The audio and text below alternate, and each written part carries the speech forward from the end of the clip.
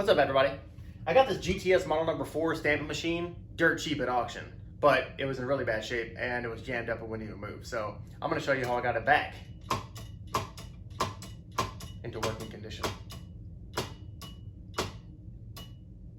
Let's check it out. All right, so we picked this guy up at auction, and apparently for like super cheap though, dude, because this thing says like, here, let me try to get up in there. Precision Products Incorporated. So it's like a stamping machine, right? The thing is, it's like you put the D on it, and then you stamp it, boing. And I even was like messing around with this thing, and I made a little cozy on this little extra piece of, I don't even know if this is like sheet metal or whatever. This one, obviously, terrible. This one, pretty good. But yeah, I was looking these guys up online, and I was like, what is it? I guess like it was like Schmidt or something, like Schmidt would do these machines, and like a new one, like a new modern one, costs like $2,000. I was like, good lord, somebody is obviously gonna, because I bid like $1. Like literally, I started the bid out of the $1. I was like, somebody's definitely gonna, they're gonna outbid me for sure. 196, boing. But they didn't. They did not. So that's cool. And I got this guy now. It's really crummy, right? There's like wolf hair or something. I don't know who's eating wolf hair, but it's a nice knob. Let's go in. So the idea here, right, is that had I not taken the knob off, is that you stamp it, boing, boing. And it just like a typewriter, this thing is supposed to move from what I gather. So can I like move you back? Oh, Lord. Oh, this rail is really dodgy. Obviously, it needs a little TLC because it is a bit rusty, Yeah, so it's got a little surface rust. I wonder if this is this magnetic? Ooh, that seems pretty magnetic to me. That piece is metal. I thought it'd be like aluminum or something, but yeah, whatever. Metal, good. I was thinking I could use these to stamp dog tags, dude. Dog tags, baby. So, right, remember in the previous video, we made a blank, and I got some extras just chilling. And so I'm thinking that I can kind of go back and I can start making products, maybe? Make it cozy. These 4 little ding-dongs look very strategic, you know what I mean? And I think that ooh, there's something here though. Something like the nameplate actually fell off, but here's my serial number, I guess. Or maybe this is just what it is, 1/8. So this is probably the, like either the depth, probably not the depth. It's probably just the wheel of like what it's using for stampage. Stampage! What does this guy say? Increase, decrease, depth? Okay, cool. You can like push it harder, pump it harder. Yeah. All right, let's push this down, move this out. Hopefully nothing like comes out. That'd be cool. Okay, so this, we can work with this, right? So you put the plate here. This looks like a stop. Maybe it stamps on this guy. I would imagine it stamps on that guy. This thing, I have no idea what this does, but there's screws, so we can always take this apart. And then on the bottom. Do not be scared about the bottom. Don't worry. Ooh, that looks real nice. That looks real nice. Maybe we can try to maneuver these little things in and out. This is obviously the linkage, right? Yeah, buddy, linkage. I'll be back. Your butt shoot. That's the bed. Let's see. Okay, so this is the stop. Sort of like the typewriter, right? If you remember the old typewriters, right? You would like bing, bing, and it would, yeah, do that number. There should be something in here. There's a spring, some spring action. So I don't know if you can see. There's a bottom piece that moves with the linkage here. But whenever I'm moving this, like I would imagine this would like advance, right? And it would automatically move it for you. So maybe there's something with, maybe it just needs to be lubricated. There's a spring here. Right, so there's spring tension like a watch. It's very hard to move, even with my fingers. Look at that. Oh, I'm gonna get blisters on my fingers, but it's all right. GTS, is that what that says? Let's get the greenie. Let's put the greenie to action. GTS. I think that was part of that Schmidt company or whatever. GTS. maybe. Ooh, that's really gummy. You know what? This might just be just gummed up in general. And I can just try to undo all this buildup. Okay. So yeah, this is like good. That's like relatively clean, which I enjoy, right? It's gonna make things easier. So we'll just kind of polish this up. So like this piece just comes right out. That's good, okay.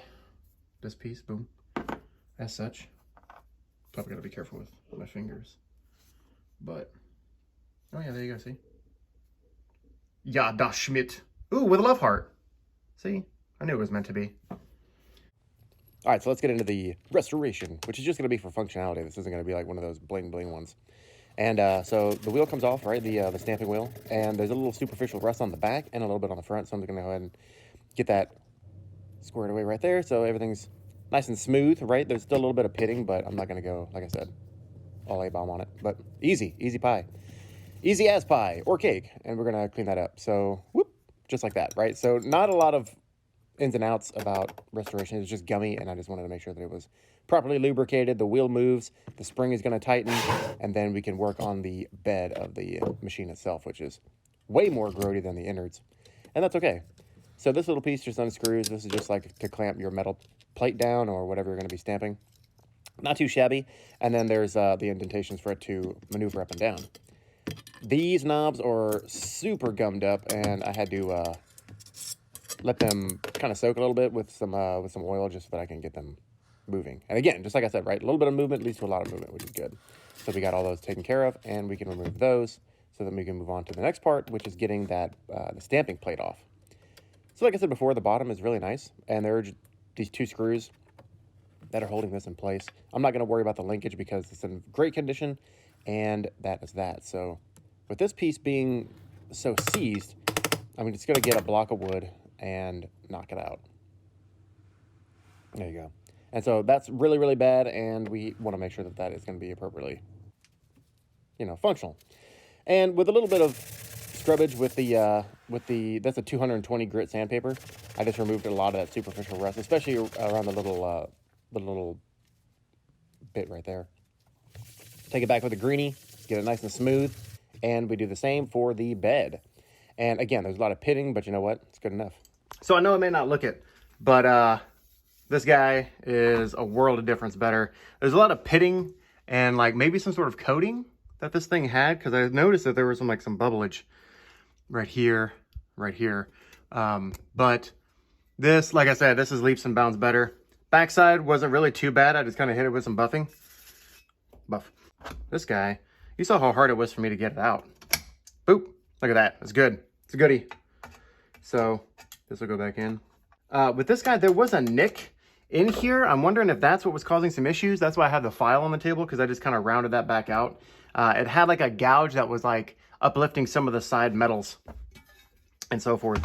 These things I have to do a little bit more work with because they are really, really blasted, right? So I'm going to have some oil left in here, and I'm going to let that soak overnight. And as far as this one goes, I'm probably going to do something similar. However, this one doesn't look as seized. Like I can kind of see it rotating in there, which is kind of nice, but even still, it's a little bit bloated. And then this guy right here, again, I just hit it with a scouring. The scouring pad and the 200 grit sandpaper just to kind of get it a little more booyah'd. It's still a little bit rusty on the inside here, but I'm not really too worried about it at the moment, but I guess we will see if and when the time comes. But it's kind of funny that as I am buffing these little pieces out, you can kind of see some of the nameplates. This guy, for example, says 59 with the GTS logo, and then 4136-Delta 5. This one right here is 4139-Delta 9. And then this little piece that clips on to the back side right here. You see my dirtiness. This is 4139 Delta 8. Right, so they're just in sequential order, it seems like, so that's kind of nice. In case you needed to figure out what the numbers are if you have like a similar model or whatever. This one 42 with the logo GTS, 4139 Delta 40. So that's that. Bloop. With this guy over here, I kind of rubbed out some of the superficial rust, But again, it's pitted in some places, like particularly right down here at the bottom. You know, you can see that thusly. Maybe not, but you can see that over there. There's some little pieces. I'm sure some nitpicker is going to figure it out. Turning the placard over here, you can see that it has the real deal logo, which is a Geo T Schmidt Incorporated Marking Equipment, Chicago, Illinois. And yeah, on the other side, it just has that precious or whatever, permaseal, whatever it's called. I also buffed the rod right here. Got some of the superficial rust off here. There was a lot of gunky stuff on the mechanism that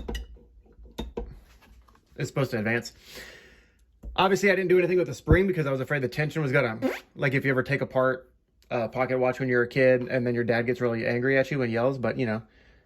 This little piece, this came apart. There is a spring underneath this plate, which controls that little guy right there. I also gave a little bit of lubage on the underside right here just to kind of get it in the hole. You know, you got to lube up your shaft when it goes in the hole. So what is this, amateur hour? You know, this plate came off. I just buffed it as well. The plate on the back, for those who care, is 4137 DET6 with the logo. This one in the front is 310 logo number 4135 Delta 3. This has a name or a number on it. This might just be the serial, but it's number 20723. And then on the other side here, it says GTS DET4. We'll polish the knob later. I'm not worried about it right now. But I'm going to just use like little bits of rag here. I'm just going to cut some pieces off. Put a little bit of lube on it. I'm going to lube up some of these joints. So this guy on the little ninja star on the inside, I've already done. I did the underside right here. I also did the shaft. I did push this as low as I could go and kind of get on the in-betweens right here with the walls. I also lubed up some of the inner parts behind this that, you know, just parts that are going to rub. Just make sure that you clean them up, get any kind of superficial rust off, and then we'll keep rocking. All right, I'm going to take the maiden voyage. I got some lubrication right on the rail right here, and then on the divot right here. Actually, right up in this groove, there's like this, you see this overhang right here, and then in this channel right here, I've also got a little bit of gooage right there. All right, so ideally, whenever this thing catches, right, because you saw the gear teeth, it's like actually right here, it'll hopefully wind this spring, and then I can use the hoocha so that it'll start tapping. Let's give it a little tappy. So, all right, I see it moving over there, so that's good. And then hopefully with a little more gusto, we can have success with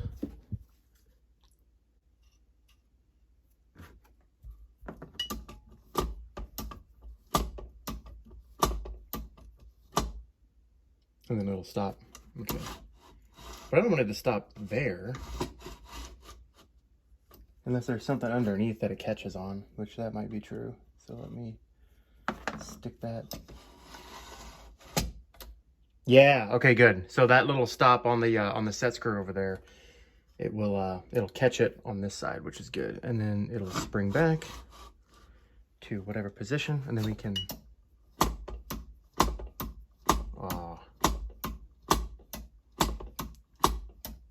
Get it? Stamp it. Stamp it, get it. You can make your own dog tags. Yeah, crazy song. This is dumb. So this right here is, like I said, right, it's a little bit blusted looking, but it's actually really smooth to the touch. I'm only picking up little pieces of this scrap greeny, so it's whatever.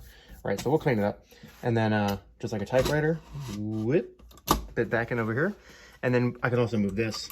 Like I said, I can, this set screws in the way, but I can get my pieces here so that I can have a stop on this side. Boop. And then if I need to adjust whatever, I have these extra ding-dongs.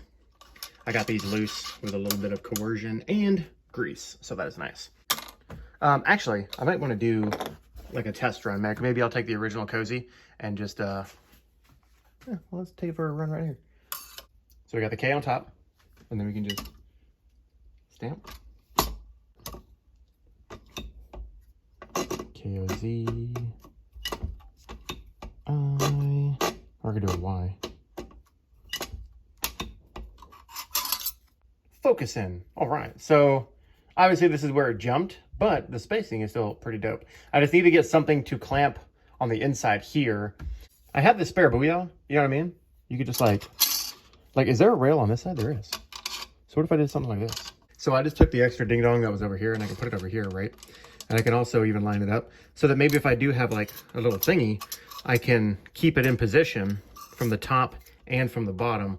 However, I'm going to need something to secure this down. So I can keep a positive stop here so I just know. And then I can also, you know what would be nice is if they put a ruler on this side, you know? So you would know like from, I guess from point 0 of where the ding dong starts stamping, it would be like 1 millimeter, 1 centimeter, or 1/4 of an inch, or even 1/8 of an inch, right? Because this is 1/8 of an inch. You might want to do something like that, or maybe like quarter, 1. You know what I mean? You know what I'm trying to say. There's not 5 quarters in a dollar. Anyways, wait a minute. Does the knob? Oh, that's dumb. So I just realized that the knob sticks out more than the block. So you would need like, how long is this? A 9 3/4 ruler so yeah, funny idea to try to problem solve, but you know, when the proof to practice doesn't work. All right, so here we go. With a little bit of practice, we can get to where we need to go. I need a lot of practice, right? Because the spacing in terms of, well, vertical and horizontal is a little bit skewed. Fly me to the moon. Give me the space because my spacing sucks. But, you know, with a little practice, hey, if you're going in a straight line, like if you have a placard, make it cozy. Then I can see the benefits of this guy because you have it straight away, right? You just line it up and then you just knock them out. But third time's the charm, right? So we have this guy right here. This is my apothecary cabinet that I built with multiple techniques that I learned from the interweb and just molded them into one to make my own apothecary cabinet. But I got this guy. I have a copper knob that I have copper stuff, copper projects, right? There's mostly just scrap in here, but I figured since I do have copper pieces, then I could hopefully, ideally, one day have a shop that I can melt them back into something usable. I labeled it as such, copper. And if you want to see how I made these knobs for this apothecary cabinet, I have another video, I'll leave right there, next to the dangling copper wire. But yeah, so this is kind of cool. I definitely enjoy this, especially at the bargain that I got this for because, hey, $1, you can't go wrong there. I hope that you found this useful either way, because if you get one of these or if you see one of these and you're on the fence about it, hey, you know, you can always check out the situation that it's in. And if it's jammed like mine was, then at least you have the proper way in order to, you know, hey, a little lubrication and filing out the rusty bits really leads to a lot of movement. A little bit of movement leads to a lot of movement, so that's good. And if there's some other issue, maybe you're missing a piece or a part, at least I opened the guts up for you so that you can at least see like which pieces may or may not be missing. So that's cool. I'm going to keep stamping stuff and I will hopefully see you on the next one. Peace.